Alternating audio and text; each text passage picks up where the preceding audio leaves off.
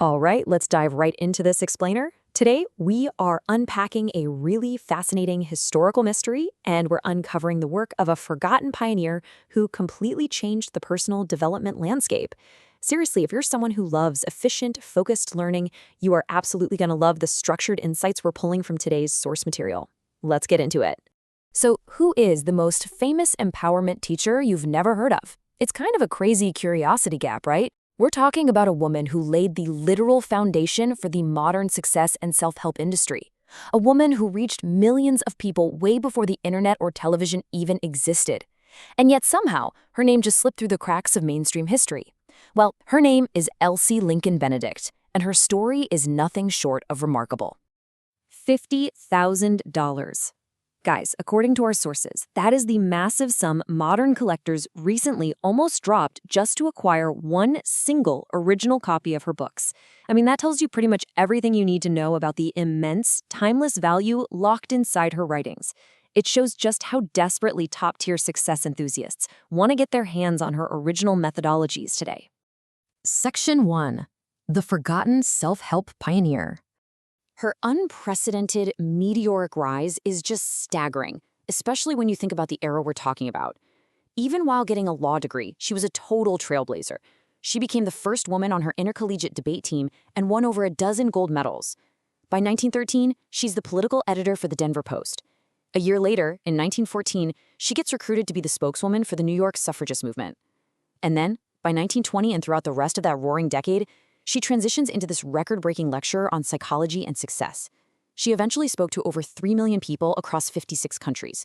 She was, quite literally, the world's best-known lecturer of her time. Just how popular was she?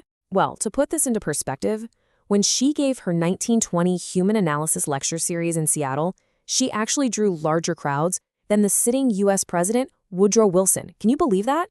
Our sources even note that when she lectured in Los Angeles, 1,200 people crammed themselves into a venue built for only 1,000. People were absolutely hungry for a systematic, practical approach to personal power, and she delivered, a total sensation. Section 2. Reprogramming the Subconscious Mind. So, what did she teach? Brainology was her most famous lecture series, and it reached over 100,000 students before it was even published as a foundational book. Basically, Brainology is Benedict's practical system for understanding, developing, and actively training the subconscious mind.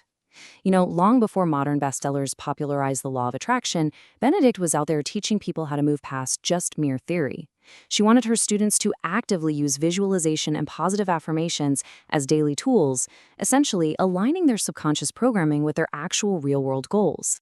And it wasn't just magic or wishful thinking. It was a highly structured method. Step 1. Know exactly what you want.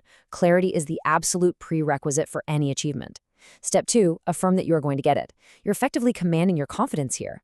Now, step 3 is where her genius really grounds itself. Consciously study toward it.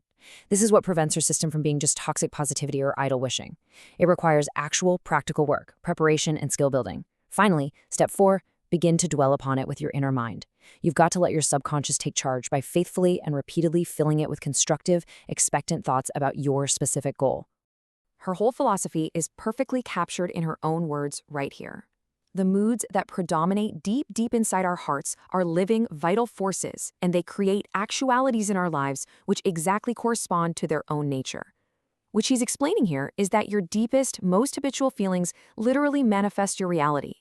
Think about how this applies to us today. If your subconscious is constantly brooding on anxiety from doom scrolling or workplace stress, you're just creating a baseline of disappointment. But if you actively program it with vital, positive forces, you engineer your own success. It's a total game changer. Section 3. 10 Lessons from Brainology. We can basically break her teachings down into 2 halves. First up is internal mastery. Lesson 1, discover your core nature. Deep self-awareness allows you to play to your innate strengths, whether you're naturally a thinker, a feeler, or a doer, rather than forcing yourself into a mold that just doesn't fit. Lesson 2, value self-education over college. She firmly believed that critical thinking and the ability to figure things out for yourself beats formal exams every single time. Think about that. A wildly modern take for the 1920s. Lesson 3, embrace mental exercise. Just like you train your physical body at the gym, she says you must keep your mind sharp with puzzles, deep reading, strategy, and acquiring new skills to prevent cognitive stagnation. And lesson 4, practice decisiveness.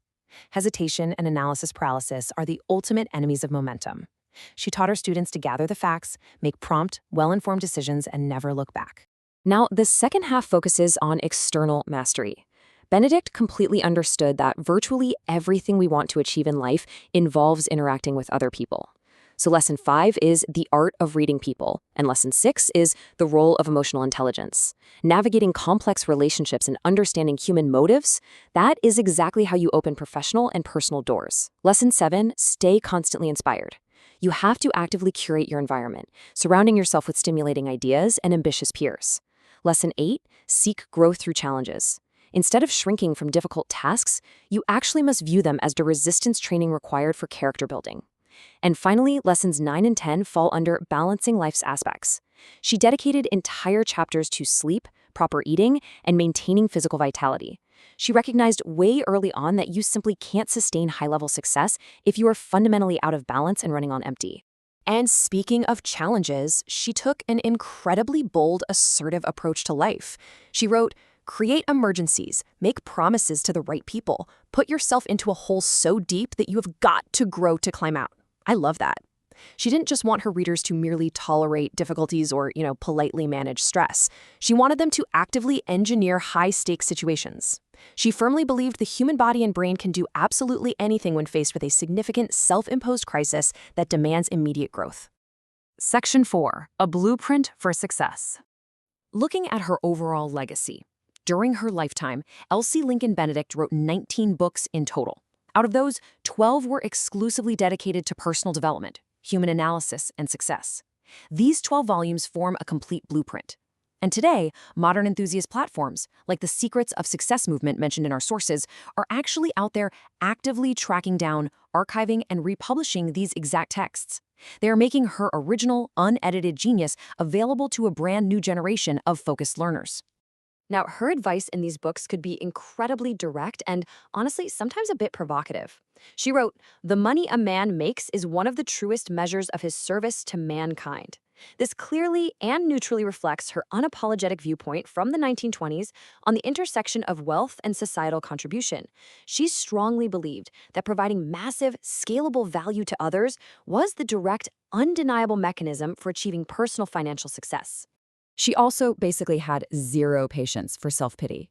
In her book, Practical Psychology, she delivers this absolute wake-up call. Nothing comes to the weak, doubting hearts save the crumbs of existence. That is powerful. It is an absolute command to banish self-doubt, to really trust in your own capacity to learn and adapt, and to boldly expect the doors of opportunity to open when you actually put in the structured work. Which brings us to the absolute most important question for you today. Are you letting your subconscious brood on the past, or are you actively programming it for the success you desire?